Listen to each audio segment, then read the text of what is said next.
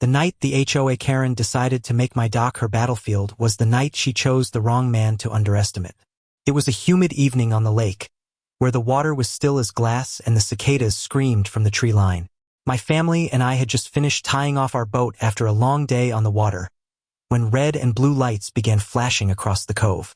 I turned to see 2 patrol cars pull up at the public ramp nearby, officers stepping out with the stiff gait of men already fed a story they didn't believe but were bound to check.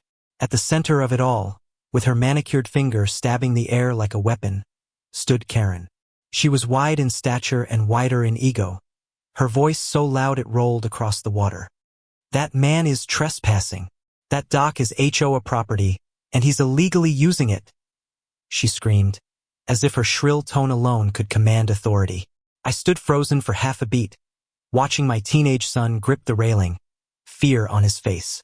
The absurdity of it all nearly made me laugh, but there was nothing funny about a woman fabricating crimes and wasting police resources. One officer approached me, his hand hovering near his belt, his eyes guarded. "Sir, we got a call about trespassing. This dock, does it belong to you?" I didn't answer right away. Instead, I reached slowly into my pocket and pulled out a leather-bound folio, thick with embossed seals and notarized stamps. My grandfather's land grant, my deed, and more importantly the documents showing that not only did I own the dock, I owned the lakebed beneath it, as well as the connecting waterways across the county. Karen laughed, a cruel, mocking sound. "Oh, please. Do you really expect anyone to believe you own a whole county's water? This is HOA jurisdiction, and I'm the vice president. He needs to be arrested." The officers glanced between us, torn between procedure and common sense. That was the moment I leaned forward, my voice quiet but carrying the weight of a truth too heavy for her lies. "Ma'am, before you dig a hole too deep, maybe you should ask the county clerk whose name is written on every title line for these waters. Because it isn't yours. It's mine." Her face flushed a furious red, but her mouth twisted into a smirk, unwilling to back down. She doubled down, calling me a liar, demanding the officers put me in cuffs. My daughter, only 11, clutched my arm and whispered, "Dad, why is she lying like that?" That whisper lit a fire in me. Enough was enough. I handed the documents to the senior officer, who scanned them with furrowed brows. His lips pressed into a thin line before he slowly nodded. "Sir, this paperwork is clear. You're the rightful owner. Ma'am, unless you have proof otherwise, you've made a false report tonight." Karen's bravado cracked for the first time, her eyes darting as the officer's words landed. But instead of backing down, she let out another screech. "No, he's manipulating you. This whole lake belongs to the HOA." Her voice cracked as she waved her phone, claiming she had bylaws, rules, proof of her imaginary authority. That was when a truck pulled up, headlights sweeping across the ramp. Out stepped Sheriff Carter, a man whose handshake I'd known since childhood, and whose badge had always been worn with fairness. He strode down with the certainty of someone who'd been called one too many times on this woman's tantrums. "Karen," he said, voice deep as gravel. "What are you doing this time?" She stammered, throwing her words in a frantic jumble. She's stealing. He's trespassing on HOA property." But Carter's eyes were already on the deed in the officer's hands. Recognition flickered there, the kind born from years of seeing the same name in county records. He looked at me, then at her, and let out a tired sigh. "You called my deputies out here to harass the man who owns this entire water system? Lady, you've wasted enough taxpayer resources." Again, the crowd that had gathered, neighbors, fishermen, even a pair of teenagers still dripping from their evening swim, let out a ripple of laughter and disbelief. Karen's mouth opened and shut like a beached carp, but no words came. Still, she tried to claw back her dignity. "You can't humiliate me like this. I'll sue him. I'll sue all of you." But the sheriff only shook his head. "Ma'am, you've already crossed the line tonight. False 911 reports carry consequences." It would have ended there, with her fuming and sputtering. But then came the twist I hadn't seen coming. From the back of the crowd, a man stepped forward, thin, balding, clutching a briefcase so worn it looked older than me. He cleared his throat, his voice shaky but steady enough. "Sheriff, if I may, I'm the county records clerk, and I've been trying to get a hold of you for weeks, sir. He turned to the crowd, his eyes landing on me. I've been reviewing some older property disputes, and Mr. Donovan here doesn't just own the waterways. He has a conservation easement recorded by the state. That means no HOA, no board. No council can override his authority to protect these waters. The silence that followed was deafening. Karen's fury dissolved into something uglier: fear. She had just tried to criminalize the one man who held legal power not only to stop her harassment, but to undo every unlawful HOA dock fee, fishing fine, or access restriction she and her cronies had imposed. The weight of her own arrogance hung heavy in the air. Her hands trembled as she jabbed a finger toward me one last time. "This isn't over. I'll take this to court," she barked, though her voice had lost its thunder. I didn't flinch. I stepped closer, the lake wind at my back, and spoke low enough for her but loud enough for everyone to hear. "Karen, for years you've bullied this neighborhood with fake authority. You called cops on kids for fishing, you threatened veterans for flying flags, and tonight you tried to brand me a criminal on my own land. It ends here.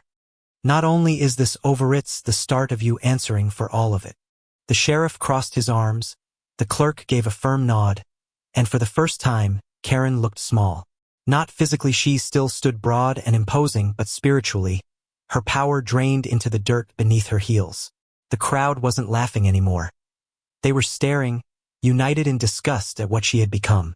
And as I stood there, the documents in hand, my children beside me, and the water lapping gently against the dock that had always been ours, I realized this moment wasn't about property lines. It was about truth. It was about showing that bullies, no matter how loud or entitled, eventually collapse when confronted with undeniable fact. Karen's collapse didn't happen all at once, though for the crowd watching it must have felt like the ground gave way beneath her in real time. She staggered back, her voice faltering as the sheriff's warning echoed across the dock. Her arrogance had carried her for years, her bluster enough to intimidate timid neighbors into submission. But when truth stood like stone, her shrieks had nowhere to land. She kept pacing, muttering about lawsuits and bylaws, waving her phone as if a PDF could erase a century-old deed written into the bedrock of the county itself. I could have walked away then. I could have let the sheriff escort her home in shame, leave the lesson hanging in the humid summer night. But bullies like her didn't fade quietly. They waited in the shadows, plotting their next ambush. I wanted it over. I wanted her mask ripped away so no one would ever doubt again. So I did something I rarely do: raised my voice. "Everybody listen," I shouted, the sound carrying over the water like a thunderclap. People froze. The sheriff tilted his head, curious. Even the deputies stood still. I held up the documents, the embossed seals catching the glow of the patrol lights. "For years, this HOA has been charging you dock fees, lake permits, fishing fines. You've been told you can't swim in your own backyards without their approval. You've been told this lake is theirs. Well, tonight you see the truth. It isn't theirs. It never was. It belongs to the people who respect it, who live here. And by law, state mandate, I am the steward of every drop of water you see." Gasps rippled through the crowd. A fisherman raised his calloused hand. "So you're saying all those fines," I cut him off gently, "were illegal? Every penny taken from you under their false authority will be challenged. I'll make sure of it." Karen erupted again, her face blotchy, her eyes wild. "He's lying. Don't you see? He's manipulating you. This is a scam, a con job." Her words hit the crowd like dull stones. No one moved. Then a woman from the back, a single mother I recognized. Someone Karen had humiliated last summer for letting her kids swim past curfew, stepped forward. "If this is a scam," she said, voice trembling but strong, "then why do the police and the clerk back him up? Why did you lie to us for years? You made me cry in front of my children over nothing. You took money from me I didn't have. And you laughed." The murmur that followed was no longer shock. It was anger, low and building. Karen sensed it, retreating a step as the crowd shifted against her. She looked to the sheriff for rescue, but he only folded his arms. She looked at me, but I didn't flinch. And then, as if fate decided to twist the knife, headlights swept across the lake again.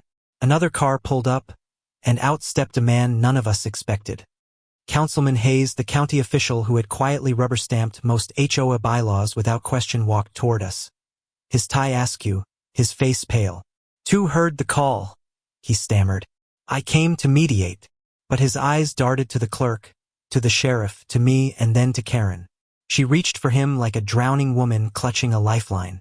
"Tell them," she demanded. "Tell them the HOA owns this water." But Hayes froze, sweat rolling down his brow. He whispered instead, "Karen, stop. It's over." The crowd exploded. "So you knew?" someone shouted. "You signed off on their lies?" The councilman's shoulders sagged. "I didn't know it went this far," he muttered, but no one believed him. And in that moment, the twist sharpened into a blade. This wasn't just Karen's downfall, it was the unraveling of a whole web of complicity. Karen's eyes went wide with betrayal. She spun on him, screeching, "You coward! You promised me backing. You said we'd control this whole lake." Her confession tore through the night like lightning. Gasps turned into shouts, and every shred of her dignity crumbled. The sheriff didn't even need to speak. The deputies moved in, not to arrest her yet, but to keep the situation from boiling into chaos. The clerk raised his voice over the din. "Everyone listen. Effective immediately, I'll be issuing a public notice. This HOA has acted beyond its charter, and all bylaws related to water access are null. If you paid unlawful fees, file claims. You will be reimbursed." Applause and cries of relief followed. My son's face lit up with something I hadn't seen in months. Pride. Karen tried one last swing. "You can't do this to me. I am the vice president of this community. I'll sue each and every one of you." But her threats had become background noise. Even the deputies ignored her. Her words were drowned by the cheers of neighbors reclaiming their freedom. I turned to her slowly, letting the silence grow as the crowd parted around us. "Karen, you thought you could destroy me tonight. You called 911 hoping to see me in cuffs in front of my children. Instead, you've exposed yourself. You lied, you stole, and you manipulated. This isn't just about might, it's about everyone you hurt. And now, you'll face consequences you can't scream your way out of." Her eyes burned with hatred, but there was nothing left for her to cling to. The sheriff finally stepped in. "Ma'am, you're coming with us tonight for questioning. False reports, harassment, possible fraud. We got enough to hold you." Her shriek was animalistic as they guided her toward the patrol car, her fists pounding the air. But no one rushed to defend her. Not a single neighbor. Not even Hayes. When the door slammed shut and the car pulled away, a strange quiet settled over the dock. The crowd slowly turned to me, some clapping my back, others thanking me with tears in their eyes. One older man whispered, "We've been waiting for years for someone to stand up to her." I shook my head. "Not just someone. Everyone. Tonight, you all did." The following weeks were a whirlwind. Investigations opened, lawsuits flipped, and Karen's empire of intimidation collapsed like a house of cards in a storm. Hayes resigned in disgrace. The HOA board dissolved under pressure, and for the first time in years, the lake felt free again. Children splashed without fear, fishermen cast lines without fines, and families gathered on docks without whispers of threat. But the memory that sticks with me most wasn't the court ruling or the newspaper headlines.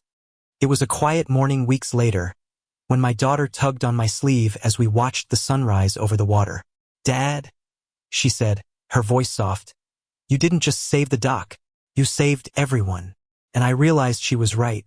Standing up to Karen wasn't about pride or even ownership. It was about breaking the spell of fear she'd cast. It was about teaching my children and every neighbor that truth matters more than bluster, and community matters more than control. So when people ask me how it felt to watch her crumble, I don't tell them about the satisfaction, though it was there. I tell them about the silence that came after, the peace of knowing the water was ours again, flowing free as it always had. And I tell them the same thing I'll tell you now.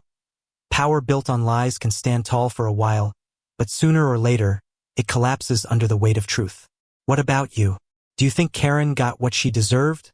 Or should her punishment have gone even further? Share your thoughts. I'd love to hear where you stand.